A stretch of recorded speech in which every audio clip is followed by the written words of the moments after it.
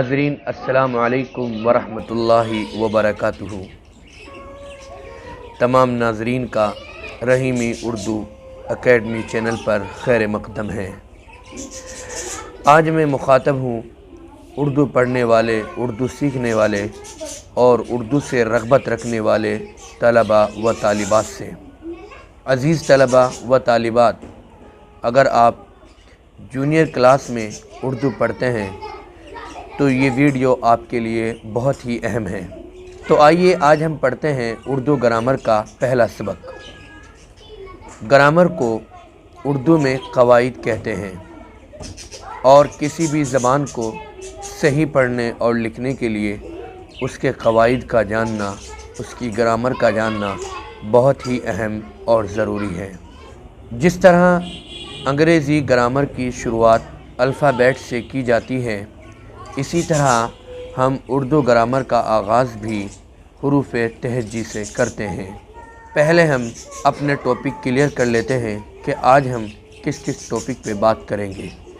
आप मेरी बात को गौर से सुनते रहें और पीछे लिखे ग्रीन बोर्ड पर भी गौर से देखें, वहाँ पर टॉपिक लिखे हुए आ चुके हैं।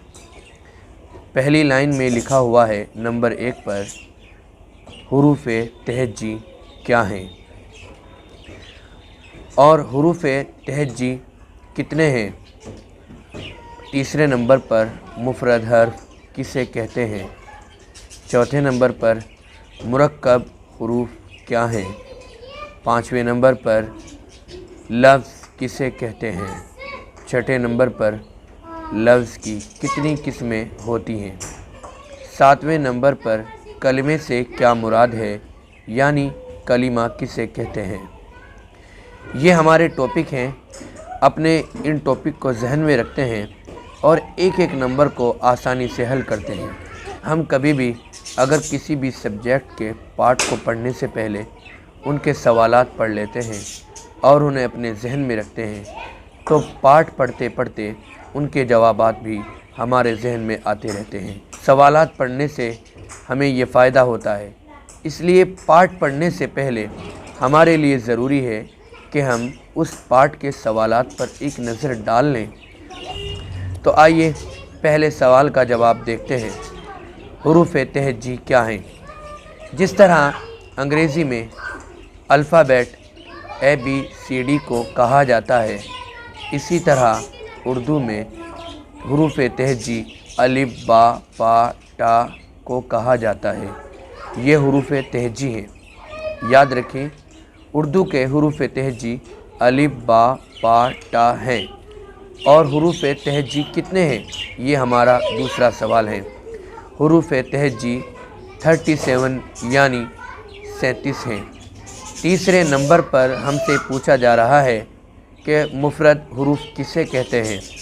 तो आप अच्छी तरह जान लें कि अलग अलग हरफ़ों को मुफ़रद हुरूफ़ कहते हैं।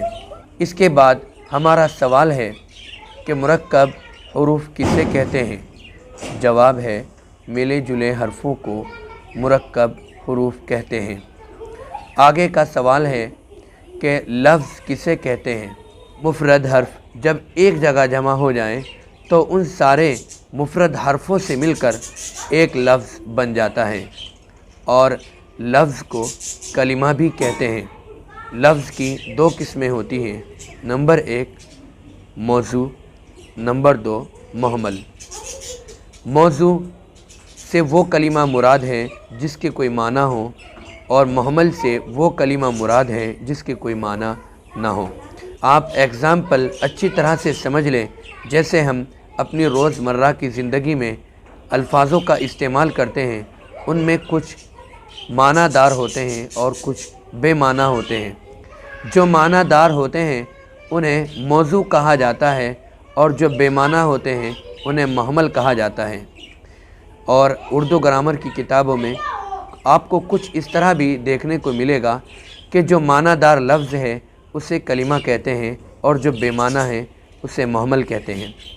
अब हम एग्ज़ाम्पल अच्छी तरह से समझ लेते हैं। जो हमारी रोज़मर्रा की बोलचाल है, उस बोलचाल में हम मौजू और मुहम्मल का किस तरह से इस्तेमाल कर रहे हैं। जैसे کھانا وانا، پانی وانی، چائے وائے، تو ان الفاظوں میں کھانا موضوع ہے یعنی کلمہ ہے، معنی دار لفظ ہے، اور وانا یہ محمل ہے یعنی بے معنی ہے۔ چائے وائے، چائے معنی دار لفظ ہے، اس سے ہمیں بات سمجھ میں آ رہی ہے، تو موضوع ہے یعنی کلمہ ہے، اور وائے یہ محمل ہے جو ہم نے اپنے لفظ کی خوبصورتی کو بڑھانے کے لیے استعمال کیا ہے، لیکن اس کی کوئی معنی نہیں ہے۔ ایسے کلمے کو محمل کلمہ کہتے ہیں۔ یاد رکھیے گا، آپ 10 ایسے الفاظ جو معنی دار ہیں یعنی موضوع ہیں یعنی جنہیں کلمہ کہا جاتا ہے، انہیں اپنی نوٹ بک میں لکھیں، اور ایسے ہی 10 الفاظ جو محمل ہے یعنی بے معنی ہے، انہیں بھی اپنے نوٹ بک میں لکھیں اور انہیں اچھی طرح سے سمجھنے کی کوشش کریں۔ مجھے امید ہے کہ آپ کو آج کا یہ آسان سا سبق اچھی طرح سے سمجھ میں آ گیا ہوگا۔ یہ اردو گرامر کی چھوٹی چھوٹی سی بنیادی باتیں ہیں جن کا سب سے پہلے جاننا اور سمجھنا ضروری ہوتا ہے۔ انشاءاللہ اسی طرح ہم اگلا سبق لے کے جلدی ہی حاضر ہوتے ہیں اپنے چینل کے ذریعے، آپ انتظار کریے گا۔